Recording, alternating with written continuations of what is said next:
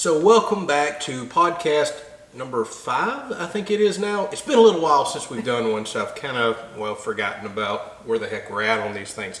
Life has been very busy. So today's podcast is going to be kind of what I had originally always envisioned our podcast channel, or I don't know what you want to call this channel. This is kind of what I've always envisioned us talking about. A little bit more sensitive subjects and things that may rub people wrong, and the deep dives. And I wanted to have this conversation with y'all because Tiffany and I have actually been having this talk in depth for the last few months, and it's really ramped up in seriousness here recently.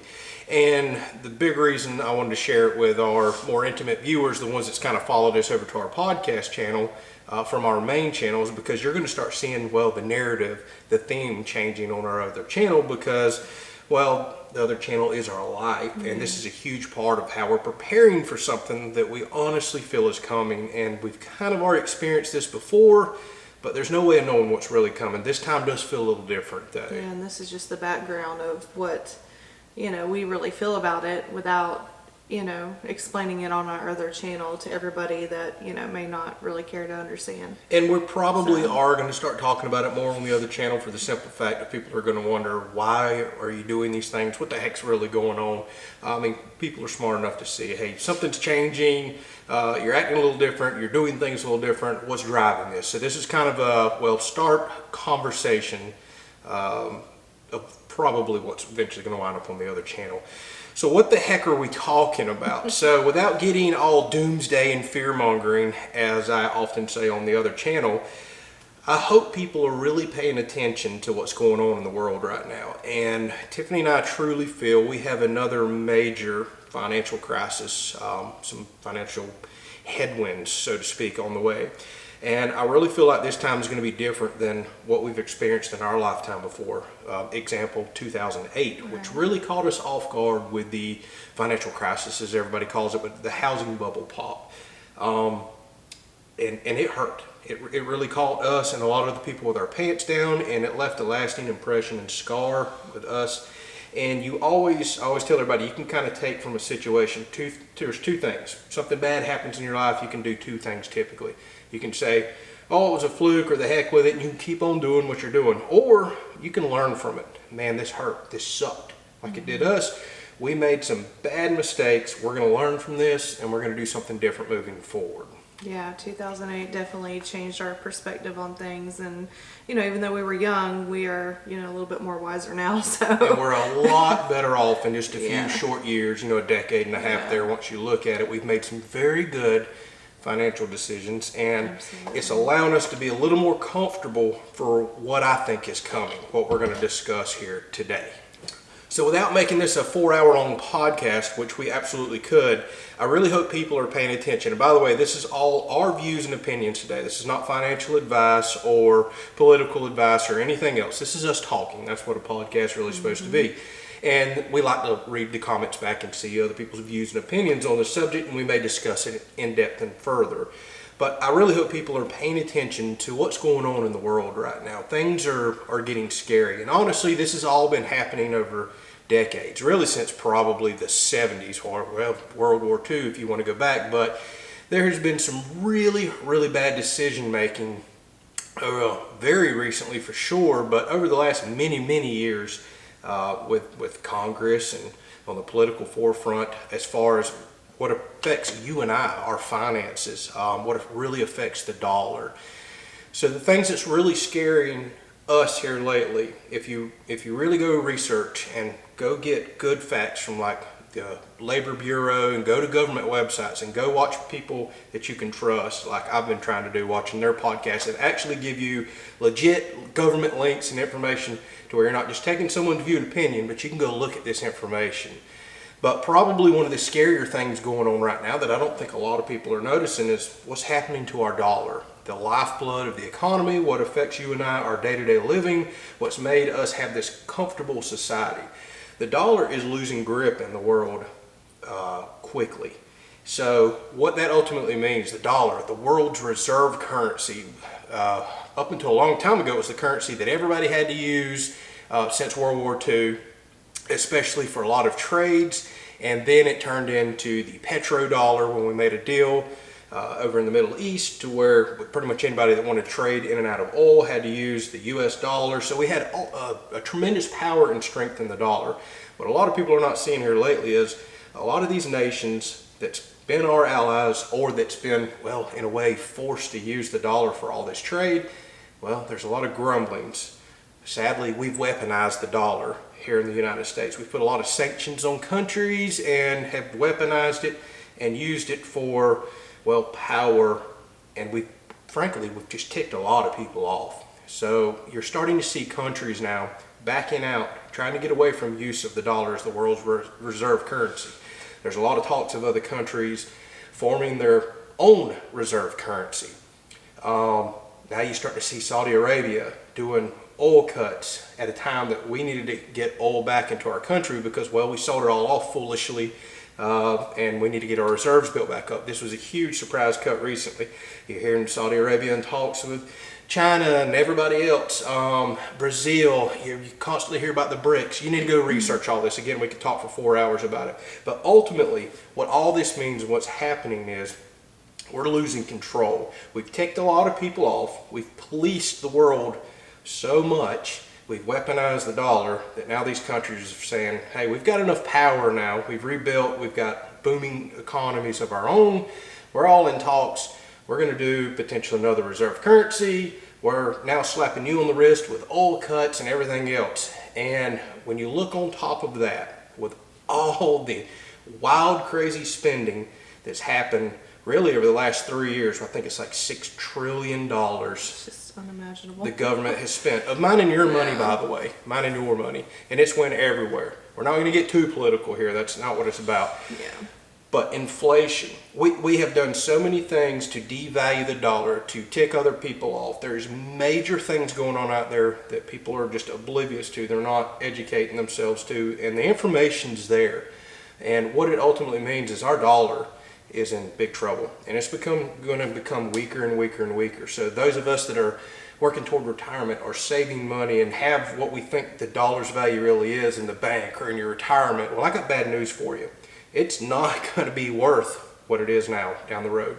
And because of all this reckless spending that has happened, you and I are already seeing it. We feel it. We feel it when we just built this house.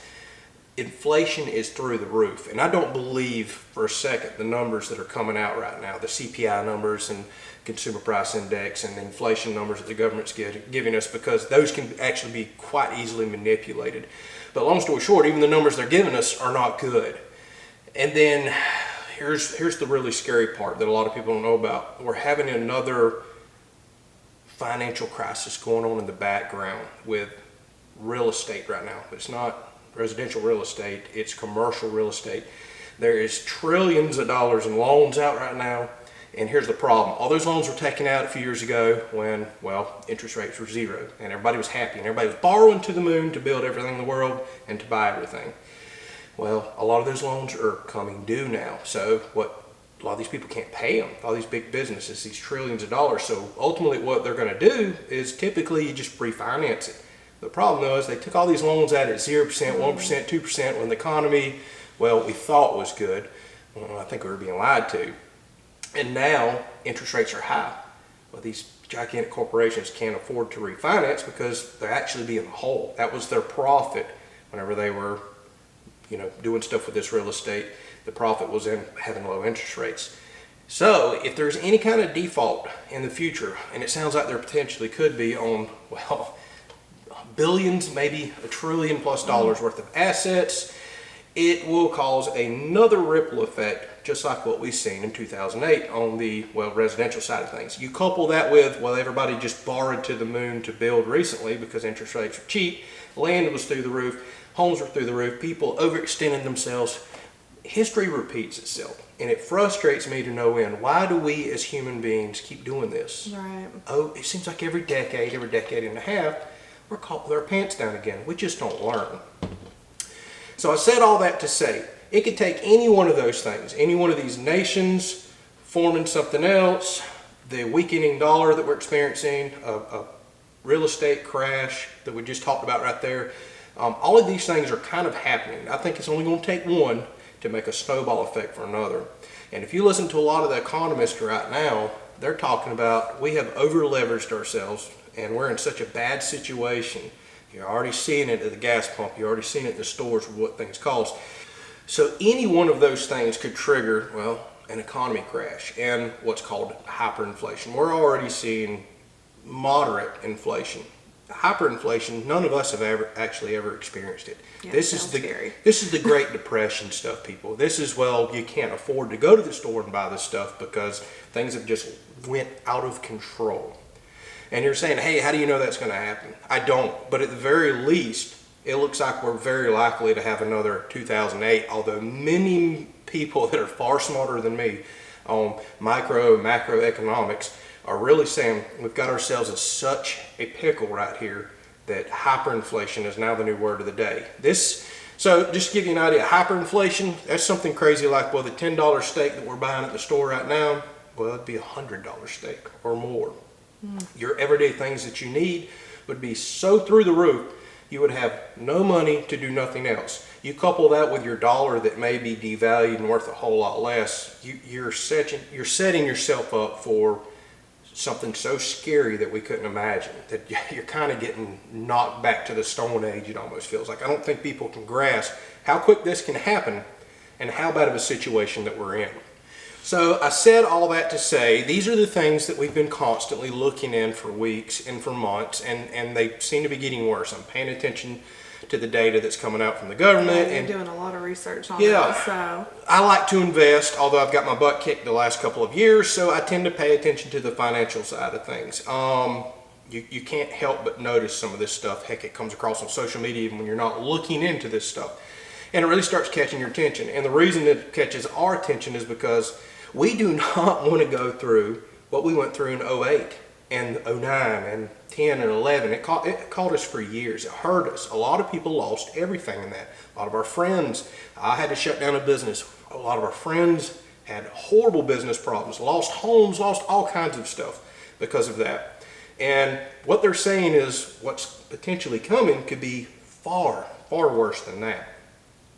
So now we're in that preparation mode. Most people think prepping, they're thinking, oh, the zombie apocalypse and all this super crazy stuff. While we may be preparing in some ways like that, and you're going to see again the narrative on the channel change, we're trying to make very smart decisions. So our game plan is completely changing. The money that we've been trying to stick and save back from building our house, we paid for our house, we saved for a long time to do that.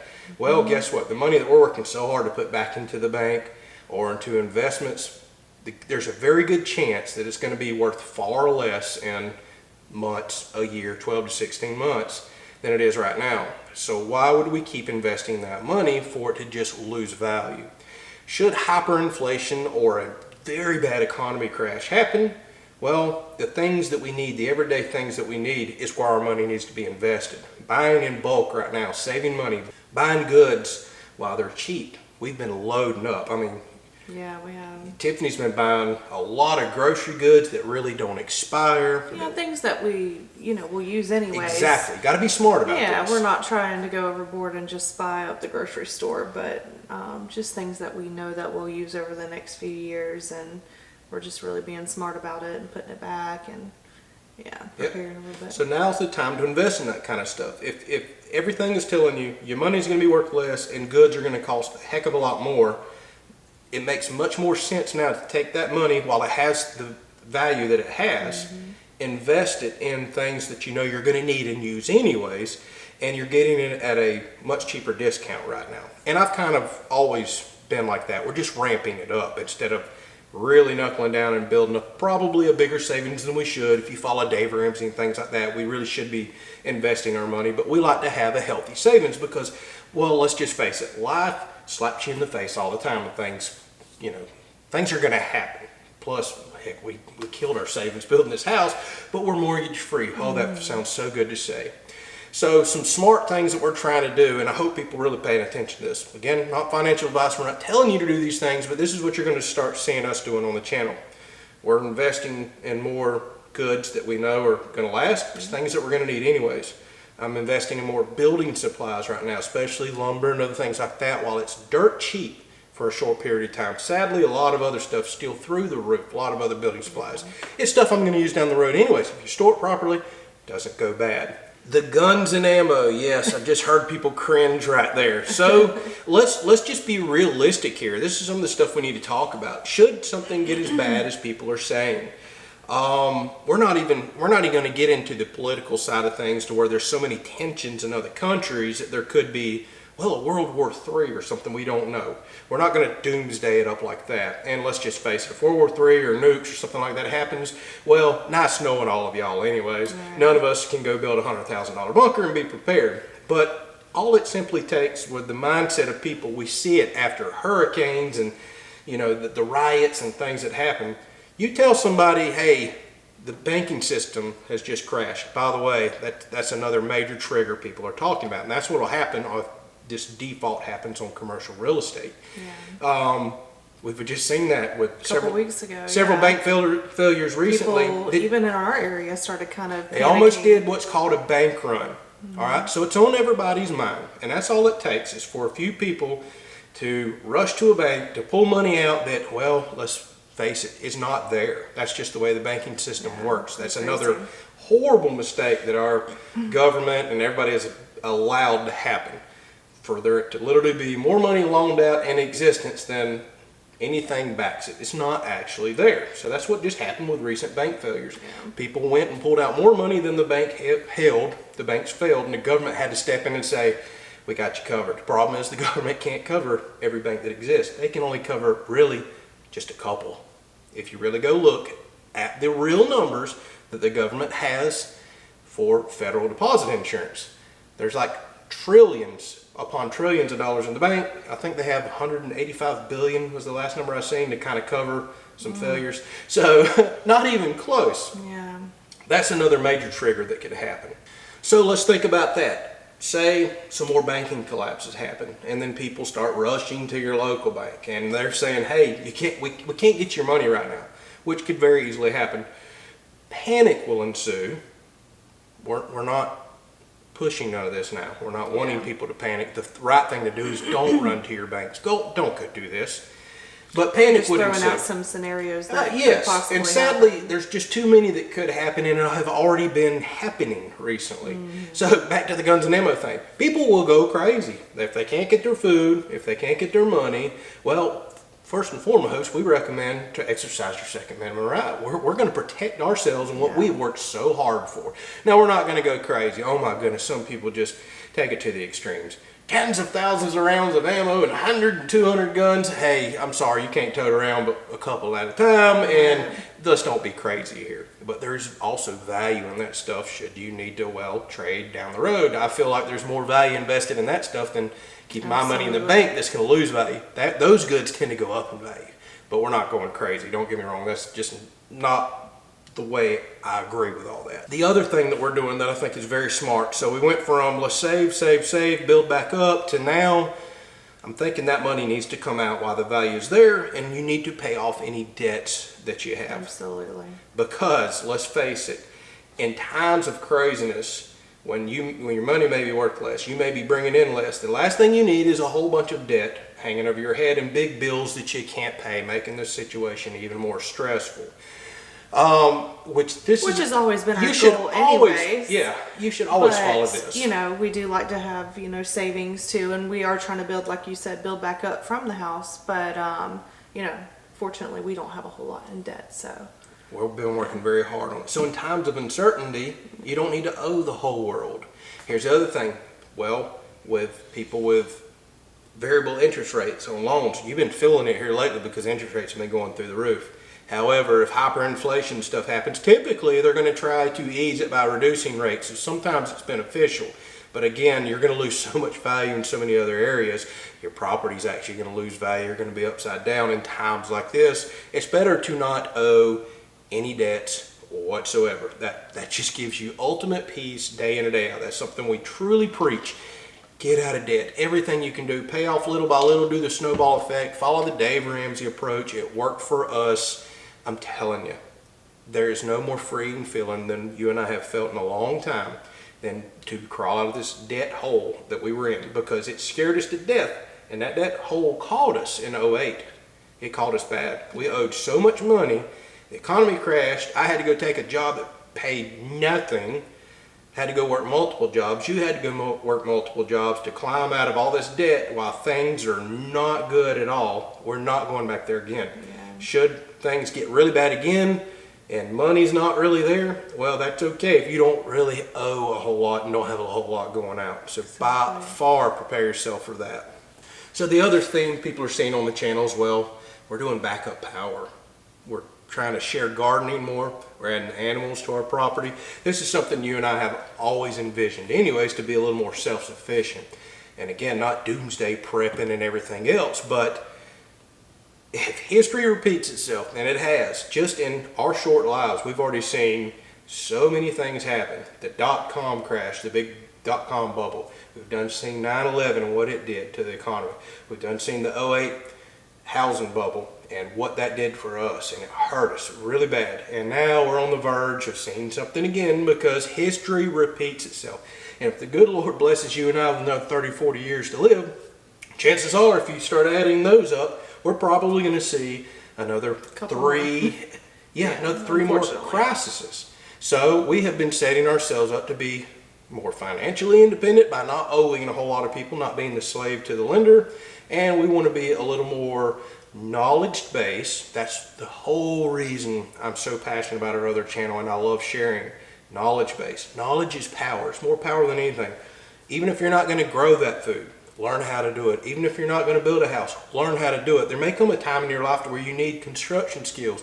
You need to know how to find water. You need to know how to find food. You need to know how to do basic carpentry and anything else, basic mechanical skills. One thing we've done recently too is, say, some scenarios happen and, we might not be able to afford internet or something and have access to the web. We've bought books of all the things that are educational to us that we may not think about right now that we will need to think about later, and have that reference for whatever it is. Good point. And this may be taking it a little more toward the doomsday side of things. People can't imagine a world where there's no internet. Y'all, another thing that could just trigger any of this that's always available. People don't realize how vulnerable this new electronic world is to cyber attacks. You even hear our government talk about this. I think it's one of the biggest threats that we have to us by far. All it takes is one cyber attack to take down the banking system, well, the airline system, the grid. And oh my goodness. Some of that stuff we lately. have already seen some of this stuff. It's not too far-fetched to imagine all this stuff. And, this is where we're coming from. It's, other things that have brought it to our attention that have happened. You can't, in a small amount. You can't live your life in fear, but you have to be prepared for things. Otherwise, life's going to smack you down. There's so many more things we could talk about today. Again, we don't sit here every night just shaking in our boots and, oh my goodness, the world could end tomorrow and this thing could happen. But we're realists here. There is so many things that could happen, from a simple cyber attack to another bank run to anything. We could cause the problem, you could cause the problem, or another country or Lord knows what else could. There's so many variables. All it takes is one little small chain reaction and chaos ensues. We've all seen it. And we want to be a little more prepared for that, because we want to live. We want to enjoy life. We work so hard for the things that we have. We want to protect them. We want to continue to enjoy those things. Everybody does. So solar, we're starting to venture into backup power. I did a lot of that for the content creation on the other channel. I don't get views, I don't get paid, but there's been a greater push. We've actually started investing a lot more of our own personal money into this here lately, to make sure that we have backup power. We're in a hurricane state. We've done lived through enough power outages and done seen enough destruction in this state where people get wiped out for weeks and months at a time. The roads are tore up, the power grid is gone. It just makes good sense to have these things. We're now getting backed up on our fuels for cooking, for hot water, for potential running of a generator. We've now went away from a very small propane tank to a large one. But the good news about that is it allows us to buy in bulk. Propane never goes bad. And these are just examples of things that we are taking from our savings and utilizing of things that we are going to Yes. eventually use. Exactly. So- And buying that propane in a huge bulk like we are saves hundreds. It's like $600 per one fill up back in our pocket. Never goes bad. It's stuff that we can use down the road, and it makes more sense to use our money on that kind of stuff right now while the value is there. And guess what? Well, if nothing happens to the dollar and all this other stuff that's going on, highly unlikely that nothing's not going to happen. Something's probably going to happen. But if it doesn't, hey, I guarantee you, propane's probably going to be more money next year than it is now. Exactly. So we've saved regardless. We've saved. Yeah. Buy it in bulk. So again, you're going to see a lot of changes happening on the channel. We don't talk about it too much, even though scaring people, fear-mongering, and doomsdaying is what a ton of other channels do. And guess what? It gets people's attention. You can clickbait with it, and a lot of people are highly successful off of doing that. That is not the approach that we are trying to take. I like the educational side. Let's be calm, cool, collective. Let's think through this, the what ifs, and let's make smart financial decisions. Let's get knowledge based. Knowledge is power. And let's get educated on things. First of all, go get educated on what's really going on in the world. Don't take my view and opinion, and don't take nobody else's. Just like I always say, don't take the preacher's opinion. Go read the Bible for yourself if you really want to learn. Don't just trust one particular person to tell you everything. But we want to be knowledge-based here. We want to share. And I don't want people to see what's going on our other channels and be like, these people have lost it, or why are they so scared? Well, a little fear is a good thing. Now, I guess we'll wrap all this up by saying, with chaos that potentially may be coming, well, there's usually typically opportunity. So you don't have to look at something like this happening as just, oh my goodness, the world's in it. Everybody, some people give me the Chicken Little approach. The sky's falling, the sky's falling. Well, be prepared for it, and then also be prepared for opportunities that present themselves in times like what we think is coming. Things will be discounted. You'll have the opportunity to potentially purchase some things. Maybe that piece of land that's been sky high is now going to hit the dirt. I mean, little opportunities, big opportunities, things present themselves in times like this. But first and foremost, get yourself out of debt. Get prepared, knowledge, educate yourself. And I'm glad you brought the books up, because should something ever happen to the internet or we can't get anything, books, people have forgotten about them. Nobody knows about books anymore. That's knowledge packed right up in this little thing right here. Put it on a bookshelf. You can reference to it one day for fun reading, or if you really need to go out in the yard and build a water filter or whatever the heck it may be, those are excellent books to have. Or if you need to know how to grow whatever that is in the garden, or how to make bread out of it. That can be an enjoyable thing. So you're going to start seeing more of that on the channel. I wanted to take this time. I asked Tiffany to sit down with me today and let's explain why things are changing on the other channel. And I'm going to start being a little more open about it with my dialogue instead of kind of hiding things, because I almost will honestly say I've been a little embarrassed about some of the stuff. Like, I shouldn't be feeling this way, but no, I'm really not.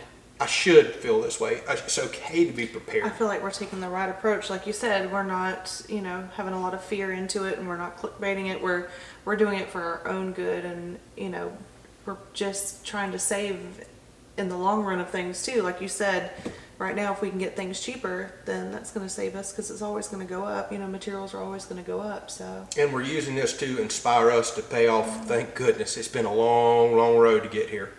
But we're using this to inspire us to go ahead and pay off the last few little debts that we have. So instead of hanging on to money or trying to continue to build up a savings, which I think is very smart to do, by the way. You always need to have a little safety net. It just makes more sense to pay off those debts, to get a little more prepared. Again, we're trying to take a smart, realistic approach to potentially preparing for a bad situation that at some point history tells us is coming.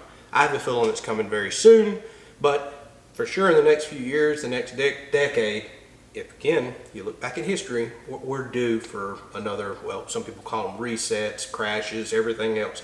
It's coming, and we want to be a little more smart and prepared about that. And we do want to encourage people, don't fearmonger. Don't go get caught up in all this as you research and educate yourself. Don't follow these other channels that scare tactic you so you'll buy things. Typically they scare you with a clickbait title and scare you on things, and then it's, oh, by the way, this show is sponsored by gold, somebody selling gold or this, that, and the other, which is a pretty good hedge against a weakening dollar. However, gold's through the roof right now. just be smart about it. I really want to educate people. Yes, I'm even going to show some products that I think are smart choices for people. You have the right to buy it or not, but be smart. Educate yourself. Be calm, cool, and collective. Don't go buying every gimmick and every little thing out there that you see and blowing your savings. Go invest it wisely in things you're going to use anyways, things that will be beneficial for you and will really help you out. And typically, again, buying it now, buying in bulk, if it's not going to go bad on you, you're probably going to save money in the long run. Things typically go up, not down. All right, so let's wrap this thing up. We've actually got to get outside to do a live stream right now, but we just wanted to take a moment to sit down and explain where we're coming from. Our perspective. Yep, where we think things are heading, and sadly, I think for a little while things are going to hurt, and I would love to hear y'all's thoughts on this. If you want to hear any more on it, drop a comment. That's what it's there for. We want to educate people. We want to be calm, cool, and collective about this. We want to help people, and at the same time, we want to help ourselves not get back into the hole that we were in the last time that this happened. We want to be smart about this. So thank y'all so much for either listening and or watching us. We truly do appreciate it, and we'll catch you on the next podcast.